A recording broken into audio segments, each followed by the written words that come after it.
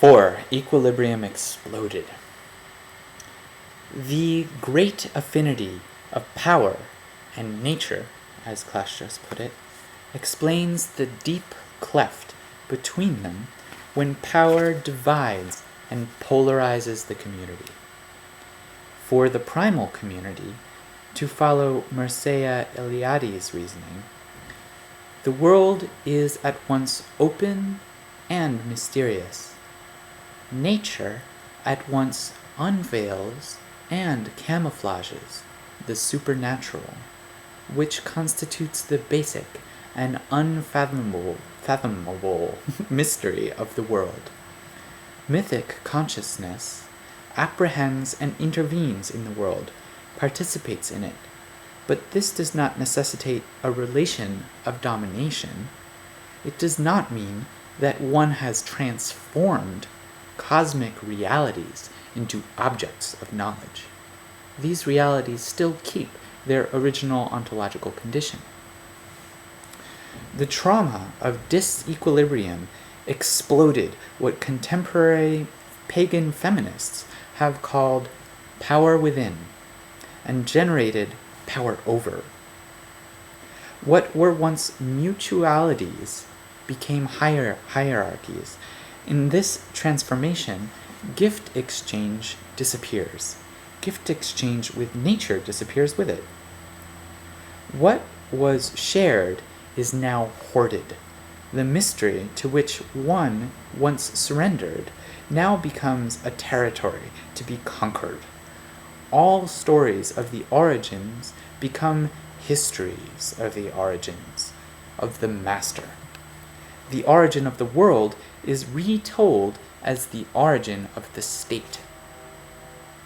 Woman, who through the birth process exemplifies all of nature, and who maintains life processes through her daily activities of nurturance of plants, animals, and children, is suppressed by the new transformer hero, male power attempting to rival the fecundity of woman, simulates birth and nature's fecundity through the manufacture of artifacts and monuments.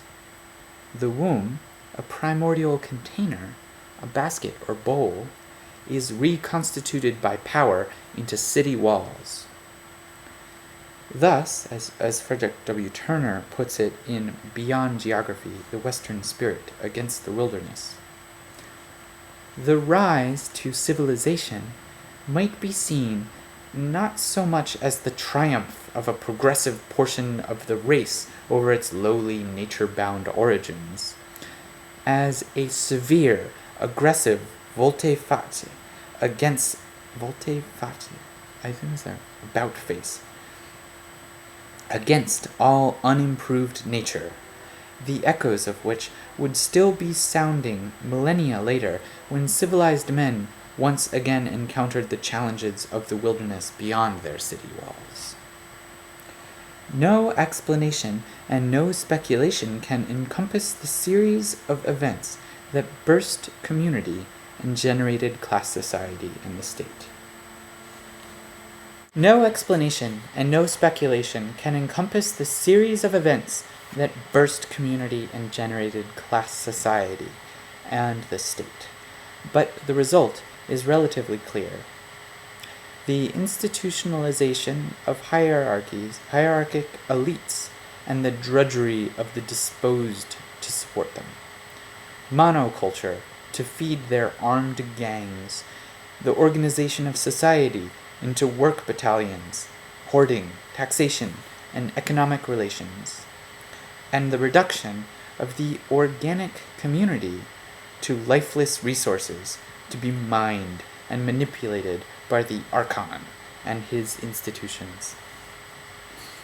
The chief features of this new state society, writes Mumford, constant in varying proportions throughout history, are the centralization of political power, the separation of classes, the lifetime division of labor, the mechanization of production, the magnification of military power, the economic exploitation of the weak, and the universal introduction of slavery and forced labor for both industrial and military purposes. In other words, a mega machine made up of two major arms, a labor machine and a military machine. The crystallization of a fluid, organic community into a pseudo-community, a giant machine, was in fact the first machine, the standard definition of which, Mumford notes, is a combination of resistant parts, each specialized in function, operating under human control to utilize energy and perform work. Thus, he argues, the two poles of civilization, then, are mechanically organized work and mechanically organized destruction and extermination. Roughly the same forces and the same methods of operation are applicable to both areas.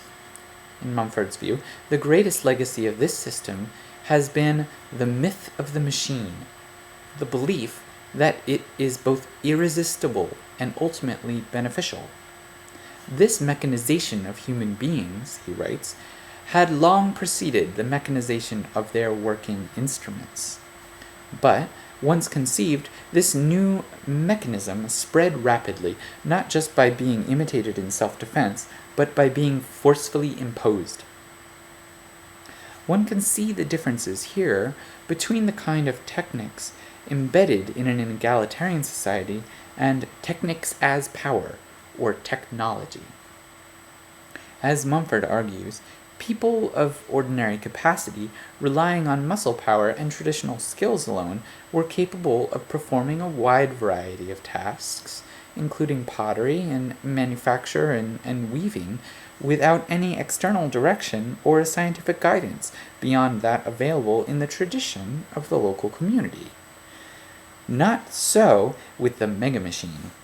Only kings, aided by the discipline of astronomical science and supported by the sanctions of religion, had the capacity of assembling and directing the megamachine.